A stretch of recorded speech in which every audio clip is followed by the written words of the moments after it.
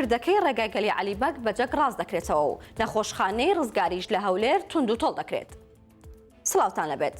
پردەکەی ڕێگایگەلی عەلیبەگ ڕاست دەکرێتەوە کە بەهۆی بارهەڵگرێکەوە داڕوخا بوو. بریکاری وەزارەتی ئاوەدانکردنەوەش دەڵێت دوو ئەگەر هەیە بۆ چاکردنەوەی و مژدەش دەداتە خەڵکی سۆران. ئاگرین عەبدوڵڵا بریکاری وەزارەتی ئاوەدانکردنەوە لەسەر پردەکەەوە قسە بۆ 964 دەکات و وتی دوای تاوتوێکردنی بابەتەکە بڕیارماندا بەجەک پردەکە ڕاست بکەینەوە کە کەمتر لە 2 هەفتەی پێویستە. ئەگەر چاکردنەوەکەش سەرکەوتوو نەبێت ئەگەرێکی ترمان هەیە کە گۆڕینی پردەکەیە ئەمەش زیاتر لە مانگێکی پێویستە و بودجەیەکی زۆریشی دەبێت. ئاگرین عەبدوڵڵا ئاشکراشی کرد پرۆژەیەکیان لەبەردەستە ئەویش دووسایدکردنی ڕێگایگەلی عەلیبەگە کە درێژیەکەی 12 کیلۆمەترە. دەژڵێت ئەگەر ڕێگاکە سەختە بەڵام هەم سوود لە بڕینی شاخ وەردەگرن هەمیش لەو شوێنانەی کە دەکەوێتە سەڕووبار پردی بۆ دروست دەکەن. ئەگەر بە تەمای ساڵی تازە ببی بە حاجی کەڵک لە ڕۆژانی پشوو وەربگرە و تازووە بڕۆ مامەڵەکانت تەواو بکە بەپێی ئاگادارێکی بەڕێوەبەرایەتی گشتی حەج و عومرە کە جگە لە ڕۆژانی هەینی و شەمە و ڕۆژی 1/1/2025 کە پشووی فەرمی بانکی ئیسلامی لە عێراق لە ڕۆژانی دیکەدا پێشوازی لەو هەوڵاتیانە دەکرێت کە ناویان بۆ حەجی ساڵی داهاتوو گەڕاوەتەوە بۆ ئەوە هەرچی زۆر مامەڵەکانیان تەواو بکرێن. بەڕێوەبەرایەتیەکە دەڵێت بۆ حەجی داهاتوو حکومەتی هەرێم بڕی 4 ملیار و 200 میلیۆن دینار پاڵپشتی پرۆسەی حەج دەکات و بەو پێش تێچووی حەج بۆ گەشتی ئاسمانی 7 میلیۆن دیناری عێراقی دەبێت و گەشتی وشکانیش 5 میلیۆن و 500 هزار دینار دەبێت. نەخۆشخانەی ڕزگاری و فریاکەوتنی ڕۆژهەڵات لە هەولێر نۆژەن دەکرێتەوە و دەیان ئامێری پێشکەوتویان بۆ دابین دەکرێت. بەپێی ڕاگەیەنراوێکی حکوومەتی هەرێم نۆژەنکردنەوەکە بە 2 قۆناغا لە قۆناغێکەکەمدا ژێرخانی نەخۆشخانەکە نۆژەن دەکرێتەوە کە خۆی بینیوەتەوە لە لێدانی 2 بیری ئاو چاکردنەوەی گەرمی و ساردی ناوەند و لێکردنەوەی 400 سپرێت. هەر لەو قۆناغەدا 450 پەنجەرە گۆڕاون و 20 خۆبەخشیش گرێبەستیان بۆ کراوە.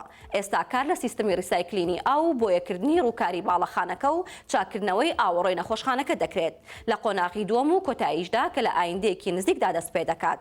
12 ئەسانسۆر و سیستەمی ئاگرکوژێنەوە و چەندین پێداویستێکی تر بۆ نەخۆشخانەکە دابین دەکرێن. شەوی ڕابردوو لە سلێمانی کوڕێکی تەمەن 22 ساڵ لە ناوماڵی خۆیاندا تەقەی لە باوکی کرد و کوشتی. بەڵام پۆلیس نەیهێژ ڕۆژ بکاتەوە دەستگیری کرد. ڕووداوەکە لە گەڕەکی ئیبراهیم ئەحمەد بوو. پۆلیسی سلێمانی لە ڕاگەیەنراوێکدا دەڵێت دوای ئەوەی زانیاریمان لەسەر کوشتنی کەسێک پێگەیشت دەست بەجێ مەفرەزەکانمان گەیشتنە شوێنی ڕووداوەکە و دەرکە و باوکێک لەلایەن کوڕەکەیەوە کوژراوە و تۆمەتبار هەڵهاتووە. ئاماژەشی بەوە کرد دوای لێکۆڵینەوە بە دواداچوونەکانیان هەر شەوی ڕابردوو تۆمەتبارەکە لەلایەن پۆلیسی نەهێشتنی تاوانی سلێمانی دۆزراوەتەوە و دەستگیر کراوە. ئەو چەکەشی تاوانەکەی پێ ئەنجام داوە دەستی بەسەردا گیراوە.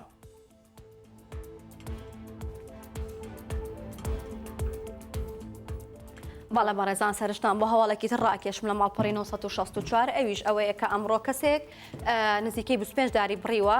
پۆلیسی دارستان کاتێک گەڕاون بینیوانە سەیرەکەم 25 دار بڕاوە بەڵام ئەو کەسەی کە دارەکانی بڕیوە دیار نییە و ئێستا بە دوای ئەو کەسەیە گەڕێن لە گوندێکە لە نزیک خەلەکان و ئەم ماوەیە داربڕین لە سلێمانی و ناوچە ساردەکان زۆر بووە. ڕۆژانە ئەبینین کە بەڕێوەبەراتی پۆلیستی دارستانی سلێمانی یا ناوچەکانی دیکە بەردەوام باز لەواکەن کە کەسێک دەست بەسەر کراوە لەبەر ئەوەی کە داری بڕیوە و بێجگە لەوەش لە گوندێک لە نزیک ناڵپارێز کەسێک دەستگیر کراوە کە خەریکی خەڵوز دروستکردن بۆ و توانیمانە 18 فەردە خەڵوزیش دەست بەسەر بکەن و ئەو کانەی کە خەڵوزەکەی پێ دروست ئەکرێ ئەو کانەش بڕوخێنن و تەبێژی